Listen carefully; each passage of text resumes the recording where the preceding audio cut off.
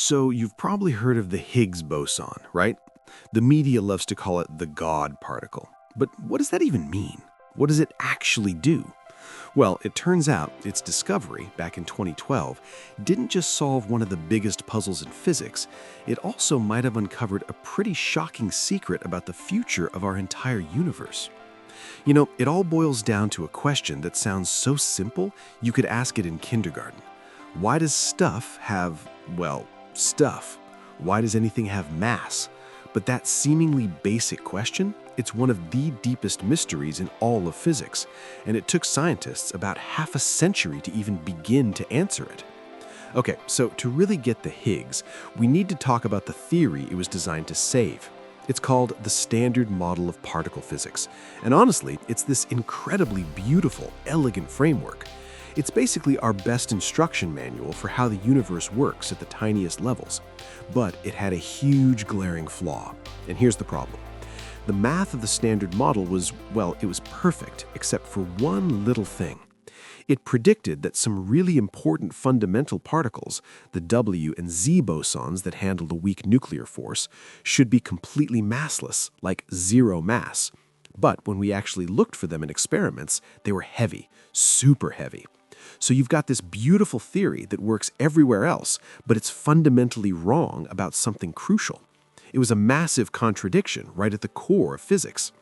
So, back in the 1960s, a few brilliant physicists, Peter Higgs among them, came up with this totally radical idea. It was an incredibly elegant solution. They asked, what if mass isn't something a particle is? What if it's something a particle gets? Their theory was this. There's an invisible energy field that permeates everything, every single inch of space. The best way to picture it is like a thick cosmic molasses that fills the entire universe, and as particles try to move through it, some of them get stuck, they get dragged down. And that resistance, that stickiness, that's what we experience as mass. Now, let's rewind to the very beginning. Right after the Big Bang, the universe was this insanely hot, dense soup of pure energy. And in that moment, the Higgs field was, well, it was different. You could imagine it like a ball balanced perfectly on the tip of a needle. In this supersymmetric off state, there was no cosmic molasses, no drag. Everything, and I mean everything, was massless, just zipping around at the speed of light. But then, just a split second later, as the universe started to cool down, something amazing happened. The field went through a phase transition, kind of like water freezing into ice. That perfect symmetry shattered. The ball fell off the needle and rolled down into the valley, this Mexican hat shape you see here. And in that instant, the field switched on. Suddenly, the cosmic molasses was everywhere, and the universe would never be the same. And this is the absolute key to the whole thing. The amount of mass a particle has depends entirely on how much it interacts with this field. A photon, for example, just glides right through without a care in the world. It feels no drag, so it has no mass, and travels at the speed of light. But then you have something like the top quark. It interacts with the field like crazy. It gets seriously bogged down, and that's why it's one of the heaviest particles we've ever discovered. I mean, what a brilliant idea, right? But for almost 50 years, that's all it was, a beautiful theory on a blackboard. To prove the Higgs field was real, they couldn't just theorize, they had to find concrete proof. And that kicked off what was basically the longest, most difficult, and most expensive manhunt in the history of science. So, how do you prove an invisible field exists? Well, in particle physics, every field has a particle that goes with it. The particle is like a little ripple, a tiny wave, or an excitation in that field. So, if you want to prove the Higgs field is real, you have to hit it hard enough to make a ripple. You have to find its particle, the Higgs boson. And man, was this search a marathon. It started with that idea back in the 60s, but it took decades of work from literally thousands of scientists and engineers. Finally, all eyes turned to the Large Hadron Collider, the LHC, in Switzerland. The plan was simple but epic. Smash protons together with more energy than ever before, and hope, just hope, that in the wreckage, a Higgs boson would pop into existence for a fleeting moment. And then, on July 4th, 2012, the world of physics held their breath. They announced it. They had found a brand new particle. It clocked in at a mass of about 133 GeV, or giga-electron volts.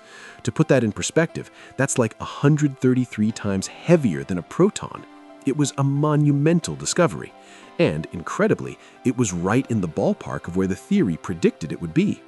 Now, to be clear, they didn't actually see a Higgs boson with a tiny microscope. It's way, way too unstable for that.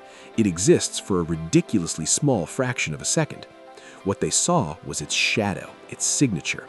They'd smash the protons, a Higgs would briefly exist, and then it would instantly decay into a specific pattern of other, more stable particles. It's like being a detective, piecing together the evidence to prove the culprit was at the scene. Okay, so finding a new particle is amazing, a huge deal. But the next question was even bigger. Was this new particle the Higgs boson? The only way to know for sure was to see if it acted the way the Higgs boson was supposed to act. This was the moment of truth. And this is what's so incredible about the Standard Model. It's not vague. It makes extremely specific, testable predictions. It doesn't just say, hey, the Higgs gives mass. It says the Higgs will interact with particle X with this exact amount of strength, and with particle Y with that exact amount of strength. It's all laid out. And just look at this graph. It's beautiful. The theory predicted a perfect straight line. The heavier a particle is, the stronger it should interact with the Higgs. And when they plotted the actual data from the LHC, look at that. The dots fall perfectly on the line. It was absolutely perfect. This was the smoking gun. The theory wasn't just close, it was dead on. But wait, the story doesn't end with a happy celebration. Not quite. Because once they nailed down the Higgs boson's mass to that precise 125 GeV number, something else came into focus. A new question emerged about the very stability of our reality.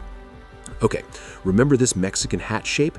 That valley is the energy state our universe is currently in. It's the stable, comfortable, low-energy state that the Higgs field settled into. This is the state that allows for mass, and therefore for galaxies, stars, planets, and us. But here's where your brain might start to hurt a little bit. What if our valley isn't the lowest possible valley? What if our universe is just kind of resting on a cosmic ledge, and there's another, much deeper, much more stable valley just over that little hill? Physicists have a name for this kind of state, a false vacuum. It feels stable. I mean, things seem fine, right? But it's not the true lowest energy state.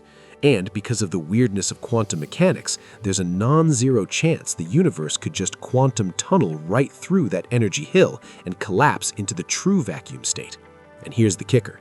Using the precise mass of the Higgs boson and another particle, the top quark, physicists can literally calculate which of these scenarios we're in. Is our universe truly stable, totally unstable, or this in-between thing called metastable? The answer, based on all the data we have, puts us smack dab in that yellow metastable zone. So, what would happen if that transition occurred? A bubble of the true vacuum would spontaneously appear somewhere in the universe. That bubble would then expand outwards at the speed of light, and anything it touched would be rewritten. The fundamental laws of physics would change instantly. The universe, as we know it, would just cease to exist. Now, don't panic. The timescale for this is predicted to be trillions upon trillions of years, so we're safe. But it does suggest that our universe, in its current form, might have an expiration date. So think about that.